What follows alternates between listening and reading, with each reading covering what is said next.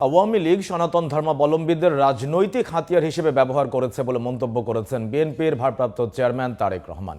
বিকেলে চট্টগ্রামে এক অনুষ্ঠানে ভার্চুয়ালি যোগ দিয়ে তিনি বলেন, নিরাপদ বাংলাদেশের জন্য ধর্মীয় পরিচয় বিবেচ্য নয়, নিরাপত্তার জন্য আইনের শাসন প্রতিষ্ঠা প্রয়োজন।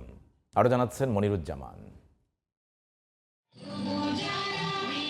শুক্রবার চট্টগ্রামে অনুষ্ঠিত হয় জন্মাষ্টমী উদযাপন পরিষদ বাংলাদেশের দ্বিবার্ষিক সম্মেলন। এতে প্রধান অতিথি ছিলেন বিএনপির ভারপ্রাপ্ত চেয়ারম্যান তারেক রহমান।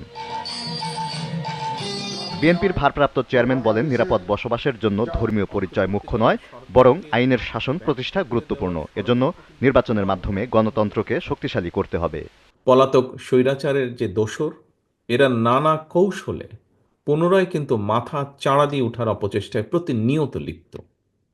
জনগণের প্রত্যক্ষ ভোটে নির্বাচিত জনপ্রতিনিধিদের দ্বারা জনগণের প্রতি দায়বদ্ধ সংসদ এবং সরকার যতক্ষণ না গঠিত হবে ততক্ষণ পর্যন্ত কিন্তু গণতন্ত্র ঝুঁকি মুক্ত নয়।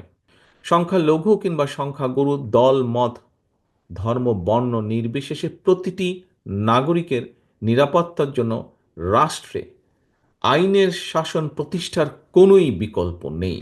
আওয়ামী লীগ সরকার অসৎ রাজনৈতিক উদ্দেশ্যে হিন্দু ধর্মাবলম্বীদের ব্যবহার করেছে।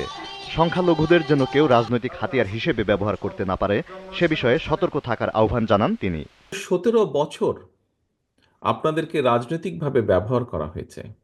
সত্যিকার অর্থেই এই গভীর সত্যটি যদি আপনারা অর্থাৎ সনাতনী ধর্মের অনুসারীগণ বুঝতে পেরে থাকেন, অবশ্যই এটি আপনাদের জন্য একটি গুরুত্বপূর্ণ উপলব্ধি। প্রিয় ভাই ও বোনেরা, একটি সম্প্রীতি, সমৃদ্ধি এবং মানবিক বাংলাদেশ গড়ে তোলার পথে আপনাদের এই উপলব্ধি আগামী দিনে আমাদের সকলের জন্য অত্যন্ত সহায়ক ভূমিকা রাখবে। স্বৈরাচারের পতন হলেও গণতন্ত্র এখনো শঙ্কামুক্ত নয় বলে মন্তব্য করেন তারেক রহমান। রাষ্ট্র এবং সমাজে মনিরুজ্জামান, জিটিভি নিউজ।